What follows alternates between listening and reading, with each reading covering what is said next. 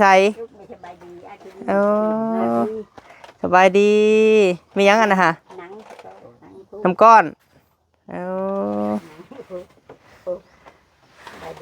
ป้าไปตัดผมใหม่บ่นี่ฮะอืมน้องตูนพี่น้องเอ้ยบ่ฮ้อนบ่เคยอยู่ในนี่ฮ้อนคือบ่นั่งนอกค่ะเคยอยู่ในเลยอยู่ในเนาะจื้ออยู่บ่บ่าวยังนี่คือนี่ก็เก็บเราก็ได้ชื่อนี่มันได้ชื่อชอบมันคือนี่ก็วาดคอยเฮ็ดไปเนาะดีกว่าเฮาบ่เฮ็ดได้เอ้ยแม่นอยู่ซ่าก็เฮาเฮ็ดบ่เซาก็แล้วเองเนาะกุ้งเนาะ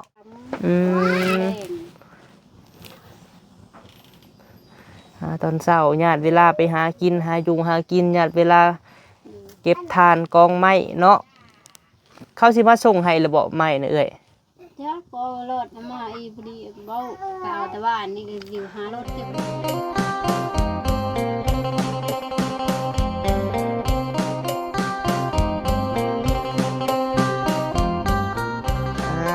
ทิโต้พี่น้องเอ้ย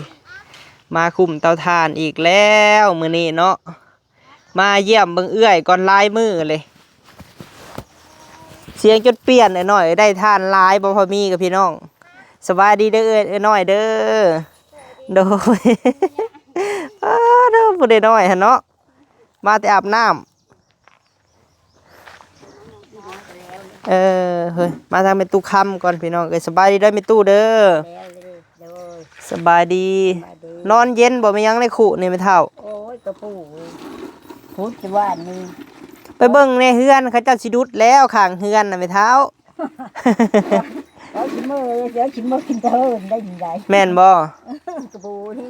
ถ้ากระบาบเล่าพี่น้องเอ้ยย่างไปย่างมาอยู่ไปหาคุดเมื่อแรกจะสิเมื่อน้ำไผ่นี่ไม่เท่าจักแล้วว่าชีมือทำเพื่อเราจะอย่างมือฮะค่ำคือเก่าแล้ว4 โมงพุ่นแล้วเฮาเมื่อกะสิเมื่อเฮือนน่ะมาแว่เบิ่งน้อยก้อนว่ะเขาบุกเบิกแล้วข้างเฮือนค่ะเกียมเด้อผู้ใดสิไปตัดไม้เก็บไม้กะค่ำๆสิไปคอให้ไม่เท่าเอ้ยถ้าเบิ่งแอวมานี่แล้วมาอีกมือแล้วใช้ข้าวน้องตูนไปใช้น้องตูนกับแม่นะจักแม่สิเฉยตูนจะอยู่ให้นะตูนอยู่ในแม่ถึงจะไปเถอะเราไปทุบกระปูได้เนอะฮะยืมมือกินตายด้วยตายไม่ได้เข่าอะไรน้อยเลยแพ้เพิ่นนอนบ่ไม่เท่าป่ะพาไปหาน้องตูนหน่อยป่ะเป็นอะไรถามอาการมึงบ่สบายบ่หรือเป็นอะไรบ่ฮ้อนบ่คือบ่เปิดออกประตูนี่น้องตูนโอ้ยจะนอนในลุ่มนี่บ่ไม่เท่าจังหึ่งกูนี่โอ้ไอ้ชิ้นมือแล้ว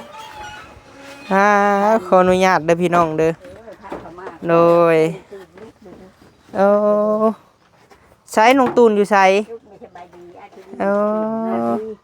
สบายดีมียังกันนะฮะน้ำก้อนป้าไปตัดผมใหม่บ่นี่ฮะ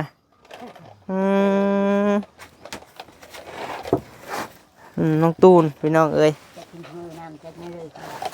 บ่ฮ้อนบ่เคยอยู่ในนี่ฮ้อนคือบ่นั่งนอกค่ะเคยอยู่ในเลยอยู่ในเนาะจื้ออยู่บ่บ่าวยังนี่บ่าวยังบ่าวพามีจื้ออยู่ฉันเนาะพี่น้องเนาะเนี่ยเพิ่นเคยอยู่ในเนาะไม่เท่าเนาะได้ยังกินน่ะไม่เท่าแกงเคยดีน้อยเท่าโอ้เอ้ยเฮาไปก้านบ่ไปขุดได้หลายเติบบ่ไม่เท่าได้เป็นขุดเองครับขุดชาปลาก่อนนี่ต้องชื่อมาเลยแกงนิดยามป้าได้ก็แบ่งให้ร้านเนาะยามร้านได้ก็แบ่งให้ป้าชาปลาก่อนมาแกงกินแล้วอันนี้จะนอนนี่บ่กลางคืนนี่ตูนไปตู้ได้นอนใช่ไหมตู้นอนนี่บ่จักะเอาคือเปลี่ยนวันนอนกันบ่บัดนี้แม่น่ะเป็นกันน่ะพี่มานอนพี่เลยเป็นยังไงเมื่อยบ่อาการตอนนี้หรือวันอะไรมีข่าวแซ่บนอนรับอยู่บ่ ป้าแต่หึงเลยพี่น้องคือขาวขึ้นเนาะ จักเฮ้ยเฮ้ยเฮ้ยยังมีอยู่เฮ้ยคือมีมือ กินข้าวอยู่บ่กินแซ่บอยู่เนาะ เอาย่อ หักเพิ่นบ่ค่อยออกนอกเนาะแม่เฒ่าเนาะ มาที่นี่อ้อ ช่วงนี้บ่ได้ไปเฮือนใหม่บ่ช่วงนี้ บ่จะไปแล้ว มีแต่เป็นตู้ไปเนาะไปนอนอยู่นี่ได้พี่น้องเอ้ยนี่เนาะบ่นอนน้องตูน มันนั่นไปถึงเขามันมีบนไปซื้อมันไกลคือชิเมเป็นมีไปอยู่นี่แค่แล้วแม่ไปซื้อไม่ แม่ไปซื้อให้ไปเองก็บ่กล้าเลยเนาะตูนเนาะไปห้านซื้อ ไปกะไปเองดีก้าบัดนี้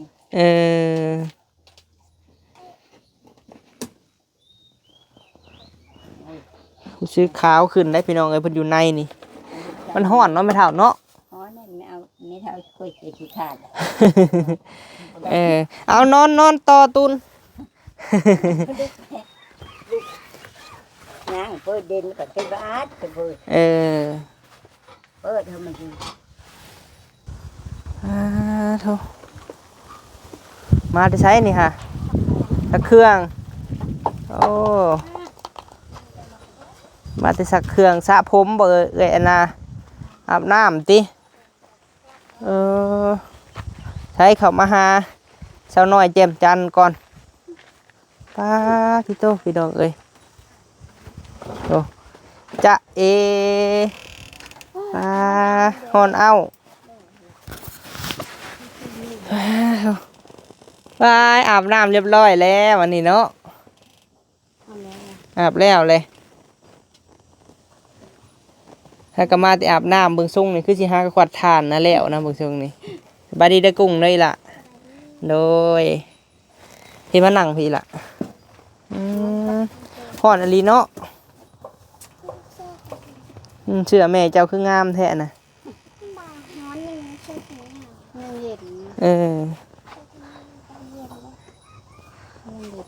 บ่ได้ฮ้อนบ่นอนกลางคืนน่ะกุ้งเพิ่นปกเข่าไว้ได้ทางหลังหั่นเนาะมีแต่บ่ตุ้มผ้าเลยเนาะค่ะมันฮ้อนเนาะฮ้อนบ่อีหล่ะฮ้อนบ่ฮะจื้อจะบ่พามีตบมือตบมือตบมือตบมือถูเก่งแท้อันนี้มาถ่ายคู่มือจะเป็นอทุญาก่อนอทุก่อนทุอีหล่ากินข้าวแล้วบ่ฮะรู้สึกว่าใหญ่ขึ้นได้พี่น้องเอ้ยเนาะใหญ่ขึ้นไว้ลีขึ้นมาอยู่นี่พี่ปิ่นว่าพี่เอ้ยป้าสาวน้อยแจ่มจันทร์เพิ่นเฮ็ดเพศเนาะเย็นเนาะป้าติโตพี่น้องเอ้ยบ่แม่นนุ่งเสื้อทั้งหน้าไปทั้งหลังบ่ฮะจักแหละวะแม่เราว่าทางนี้ทางนั้น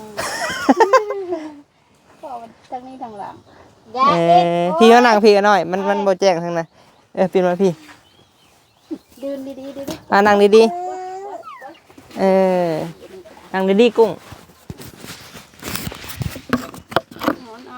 หอนเอานั่งดีนั่งดีล่ะมาอยู่ในถ้ำคือเก่าเนาะอยู่ในเบ้านี่แหละพี่น้องเอ้ยกวาดทานบ่กุ้งหากอาบน้ำแล้วกวาดทานเพิ่นเอาน้องเพิ่นนั่นได้จักซอบหาเอื้อยขวดเบิดแล้วบ่มดย่างทั้งมดย่างทั้งหูมันนั่นมันมีไว้ตามแคบมันนั่นเองได้21ซอบโอ้ได้หลายเติบอยู่ยังบ่ทันเบิดแม่นบ่ป้าฮ้อนๆแล้วนี่หันเฮ็ดขวดตอนใดเดี๋ยวนี้ฮะฟาดตอนเช้าวุ่นได้ตอน5 โมงวุ่นตื่นแล้วก็ลุกแต่เช้าบ่ค้างหม้อข้าวไว้แล้วก็ควาดอีหลาได้เฮ็ดหยังซอยแม่แต่ละมื้อเอาแต่น้องนี่แหละเนาะควาดข้าวคือน้องเพิ่นน่ะว่าบ่เอาฮ้อนซ้ำติข้าวยังกระสอบบักใหญ่เพิ่นเอ้ยเนาะคือสิกุมฮอดเดือน6เดือน7ผู้จักเนาะข้าวใหม่ๆพี่น้องเอ้ยซื้อมาให้เพิ่นขายแน่ล่ะบ่เอ้ยหรือยังทานนะหักคายชอบดึงเช้านี่ขายสอบหนึ่งขายก็ขายอยู่ดอกเพิ่นบ่ได้ค่อยซื้อหยังพี่น้องเอ้ยกุ้งเป็นอะไรแม่เพิ่นบ่มักซื้อบ่อีหล่ะซื้อเพิ่นปู ดอกกุ้งวันนั้นเจ้าไปซื้อเต็นน้ำแข็งน้ำซื้อน้ำอ้อย แม่เจ้าว่าจังไดหาบอกเจ้าว่าบ่ให้ซื้อบ่หรือว่าแนวใดเจ้าว่าแนวใดให้ล่ะเอาเงินไว้บ่ให้เครียดอยู่บ้านบ่มีเงินเนาะมาสวรรค์ปัญหาเงินได้อยู่บ่ได้ใครทานนั่นแหละเฮากะกดทานแล้วหันได้93สอบน้อยเอ้ยว้าขายเบิดแล้วลุยกลางคืน 3-4 คืนบุกเป็นบุกจังวะเสียงจนเปลี่ยนพอดแต่กลางคืนนี่ก็เก็บเราก็ได้ชื่อนี่มันได้ชื่อชอบมันคืนก็วัดคอยเฮ็ดไปเนาะดีกว่าเฮาบ่เฮ็ดได้เอ้ยแม่นอยู่ซ่าก็เฮาเฮ็ดบ่เซาก็แล้วเองเนาะกุ้งเนาะดีละเอ้ยหากตอนนี้หั่นถ้าละมีคนมาซื้อเนาะมีเบอร์เขาอยู่บางทีหั่นสิให้โทรให้เขามาซื้อทางยังอยู่บ่ในเตาตอนนี้ค่ะฮอดบ่สิหาสอบนี่จังแล้วยังหลายเติบแล้วว่าทางนั้นมื้อแรกยังพาลูกกวัดออกโกยออกบ่ไหวได้แดดนี่กุ้งเอ้ยหามไปโรงหมอบ่ทันได้แม่นหั่นแหละสาวน้อยเข้าไปในพูข้าวน้ำสัมปลาเพิ่นพี่น้องเอ้ยยังลายอยู่เนาะเอ้ยเนาะ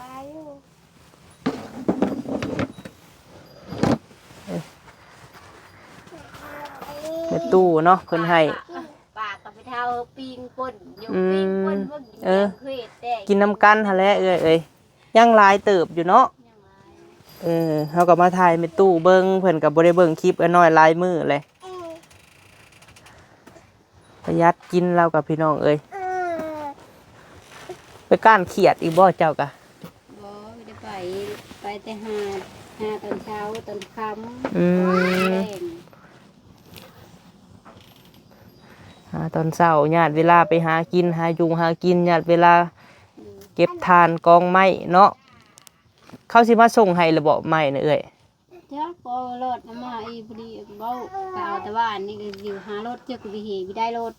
ลุงลงคูนเอารถไม่ประบนดิรถประบนช่วงท่านเขาวานนี่อยู่เอารถลุงคูนไปซื้อเพื่อผ้าโดย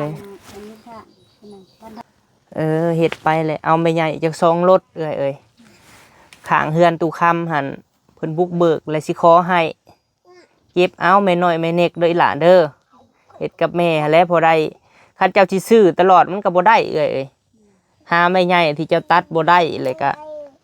เอาแม่น้อยมาอันปกใส่แล้วเฮาก็มาจอบทุกมื้ออยู่นอกจากบ่สบายเห็นว่าตอนนี้ค่ะบุกเนาะตั้ง90กว่าพุ่นกับอีกอย่างเฮาเฮ็ดบ่ได้กลางเว้นมันร้อนเพิ่นเผาหรือว่าประตูคูณน่ะเอ้ยเขาควัดว่านได้ควัดปะว่านน้ำรู้คือว่านนี่รู้ควัดเคิงพูนคือบ่เห็นเมียเพิ่นเนาะไปใส่ดิไปตัดผู้หญิงก็ใจไปหน้าคนนี้โอ้หัวเผาทานติกุ้งได้ซะมือได้เหนียวสิไปตัดฟืนเฮ้อไว้ละคือเกี่ยงแท้มื้อนี้ฮะบ่สาวตามนๆนี่น้ำแล้วโอ้อาบน้ำเฮ็ดไปลอยอยู่เนาะมันก็มองคือเก้าสิได้จักนาทีเด้เนาะสุดปีใหม่แต่บ่ได้เฮ็ดดันลิ้นปีใหม่ทุญาก่อนทุญาเมตู้นี่จักเดือนนี่ค่ะจักปีก็ปีปลาย6 เดือนละเด้6 เดือนเหนียวนี่จะขึ้นน้องกำหน้าเพิ่นพี่น้องเอ้ยกุ้งนี่งามได้กุ้งนี่หู้ความกระเดาะลูกเพิ่นพี่น้องเอ้ยเอาน้องก็เป็นไม่เท่าโทรมาเป็นมือเจงเห็นเลยมื้อนี้แล้วน้องมาเอาแล้วหันบ่ายโมงนี่ค่ะแม่นบ่มื้อนี้บ่ล่ะมื้อได้เซ็งนะจักเดินนี่แหละว่าเดินนี่น่ะแม่นเดิน5อยู่เดิน6บ่วะยันเดิน6แล้วเดิน9เซ็งติวันนี้ขึ้นห้องปอยังบัดนี้ล่ะป3แล้วบัดนี้จ้ะโอ้เก่งเนาะอีหล่าเนาะ4คนเก่งอยู่ได้สันเนาะป3เลยเสียงภาคเฮียนแล้วก็ ขึ้นห้องบัดนี้เนาะ ปสอง อืม ปีหน้าก็ปสามแล้ว เออ เนี่ยอยู่น้ำแม่และเหนียวบัดนี้ อันนี้อืม คิดฮอดแม่อยู่บ่แม่น้อยคิดฮอดหลายอยู่บ่กุ้งคิดฮอดแม่อยู่บ่คันเมื่อนี่เออเมื่อกับเมื่อเฮียนเด้ออีหล่าเด้อตั้งใจเฮียนหั่นแหละ ได้รถได้ก็ได้รถถีบนะ เออ ได้ซื้อแล้วได้ซื้อ อดเอาบัดเข้าโรงเรียนบัดหน้าพุ่นแหละเด้ออีหล่าเด้อ เอ้าตัวนี้เด็กเล่นบ่ว่ามันซื้อเฮอบักโต้บักโน่ อืม ตลาดนี่ปั่นสีชมพูนะอืม เมื่อเข้าโรงเรียนเสียงภาคเรียนเลื่อนขึ้นห้องป .2 พี่น้องเอ้ยเดือน9พุ่นแล้วโรงเรียนบัดนี้เนาะ เจ้าเขาเล่นเฮาวันนี้ อืมเมื่อก็เฮียนอีหล่าดีแล้วแม่จะเป็นแม่ห้างแม่ไม้ก็ยังให้ลูกก็เข้าโรงเรียนอยู่ แม่น จักหน่อยเหนียวอีกใหญ่จักหน่อยนี่เข้าโรงเรียนเนาะ อันนี้ก็ชงเฮาไป เออเข้าโรงเรียน ชงเขาให้เห็นนู่นล่ะ แม่นหั่นแหละเฮียนใช่ก็เฮียนแหล้วเนาะเอ้ยเนาะ เห็นแล้วป้าอยู่น้ำไม่เท่าแต่บ้านน้ำเพชรน้ำยูล่ะ เออ น้ำยูตะเฮิร์นนู่นล่ะ เพื่อลงไปติ๊กซื้อใช่ไหม แม่แหละไปฝากเนาะจักหน่อยแล้วอีกวิสิมานี่ก็ใหญ่เติบแล้วเอาออกนมแล้วบัดนี้เนาะอันนี้ยังกินนมเจ้าอยู่บ่ นี่ล่ะ เออกุ้งเพนสิเมื่อมื้อนี้พี่น้องเอ้ยตั้งใจเฮียนเลยล่ะเด้อตั้งใจเซ็งให้มันได้เพราะว่าเด็กน้อยก็เข้าโรงเรียนหยุดๆย่อนๆอยู่พี่น้องเอ้ยผัดมาพี่แน่เมื่อเข้าโรงเรียนแน่คันเมื่อแหละตั้งใจเฮียนเลยล่ะเด้อ ตัวน้องคนนึงอยู่บ้านเหนือก็มีแต่คนว่าเฮาเก่งเขาได้จิ๊บทุกปี 10ทุกปีอืม เก่งแท้อันนี้ ไม่เท่าเอาป้องไง เออเป็นอยู่บ่เขียนอันหนังสือฮะบ่มีบิ๊กบ่เขียนให้บ่าวเบิ่งมึงดู เสียมือดัสกอดนั่นดิชื่อมากเอามือแล้วดิ อาม่อพระอินุตก็บ่กำเฮ็ดเท อืม แต่มันเจาะหูดินอยู่ เออเจ้าได้ส่วนหลายแต่ละปีเจ้าได้มากหยังอีหล่ะเฮียนน่ะเซ็งนะที่เท่าไหร่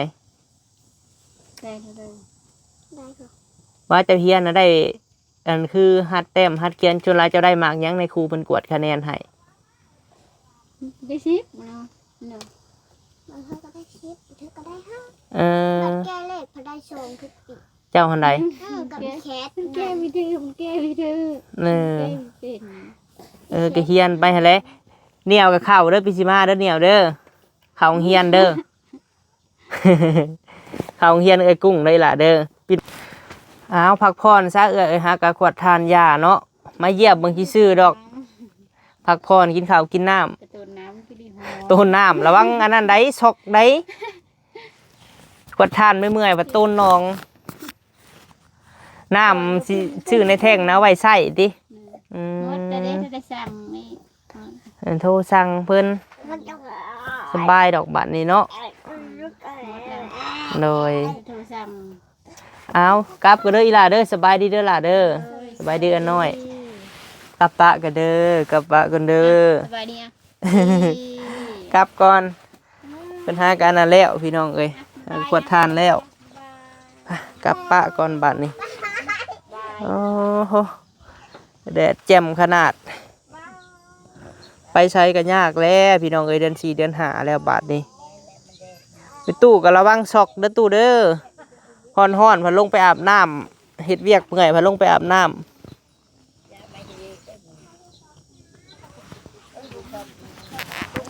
เจ้าหาบ่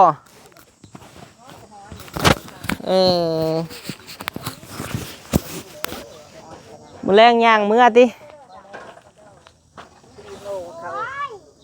เธออีกแนวมาก็มือโชว์เพราะมัน มื้อหาเก็บฟืนแล้ว มือหาแค่พื้นเนี่ย กุ้งก็สิเมื่อมื้อนี้เพิ่นว่าสิไปเซ็งผักเคียนเลยก็ เป็นท่าหน้าเช้าขึ้นมา อืม กุ้ง แล้วเฮาก็ว่าดีกว่าสิอยู่พี่มันก็บ่มีบ่ได้อันมองอนาคตบ่เห็นเนาะแม่เฒ่าก็เขาเฮียนเขาอยากมือเฮียนก็ถ้าว่าเฮียน4ทิศ2-3ทิศเทียนแล้วก็ขาดจัก4-5 มื้อหรือว่าอีหยังก็ได้ใครกว่าบ่เฮียน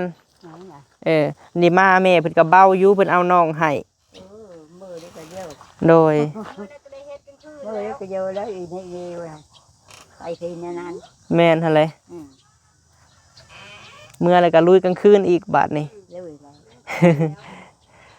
ให้กลับก่อนไปตู้เอ้ย เร็ว สบายดีเด้อตู้เด้อ มาดี โดย ดูดิมือคุณ อ้าวพี่น้องเอ้ยเขามาแวะเยี่ยมแวะยามเบิ่งน้อยเนาะ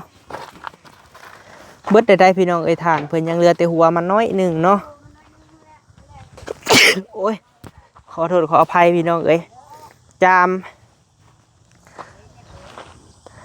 ป้าโทเนาะได้หลายเติบทานเพิ่นยังแต่ทางหัวน้อยหนึงพี่น้องเอ้ยมื้อแรงเพิ่นมาลุยเฮ็ดกลางคืนบ่ไหวดอกพี่น้องเอ้ยตอนเช้านี่ร้อน44องศาเนาะร้อนวัดร้อนเพิ่นอยู่ในตูบพี่น้องเอ้ยก็สิเว้าหั้นบ่คือเด้เพิ่นนอนห้องแอร์เนาะร้อนพัดโต้นน้องพี่น้องเอ้ยคือละว่าหั่นแหละขวดทานแล้วไปอาบน้ำต้นน้องให้บอกเพิ่นหั่นแหละเนาะช็อกเด้ร้อนๆแบบซี่กับกินน้ำเย็นหลายก็บ่ได้พี่น้องเอ้ยเถอะแดดนี่พี่น้องเอ้ยของประตูคูณเนาะขวดหาก็ได้2 เป้าได้ประตูนี่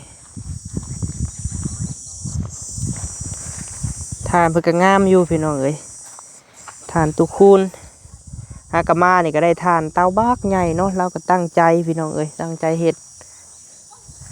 ไปโอเคพี่น้องเอ้ยคลิปนี้เนาะก็สิได้ขอจบคลิปก่อนเด้อพี่น้องเอ้ยขอบคุณที่สดซอยน้อยเพิ่นมากับทางแม่บุญทวีเนาะว่าพ่อมีก็ได้มาถ่ายคลิปให้แม่เพิ่นเบิ่งหลังจากว่าหลายมื้อแล้วบ่ได้เข้ามาว่าซื้อเครื่องซื้อของให้ทางเฮือนแม่บิ้งพี่น้องเอ้ยก็บ่ได้เข้ามาถ่ายเจ้าของก็บ่ค่อยสบายแน่ว่ามื้อนี้สิมาพักผ่อนแน่พี่น้องเอ้ยไปเห็นเพิ่นเก็บไม้ก็อยากไปอีกว่าพ่อมีก็ได้เฮ็ดไปหังยากน้ำพี่น้องเอ้ยนี่ประตูเพิ่นก็ตักใส่รถไถขึ้นมาฮดเนาะป้าพี่น้องเอ้ยพบพ่อคลิปหน้าเด้อเนาะฝากขอบคุณเบิดทุกท่านทุกคนพี่น้องเอ้ยที่รับชมคลิป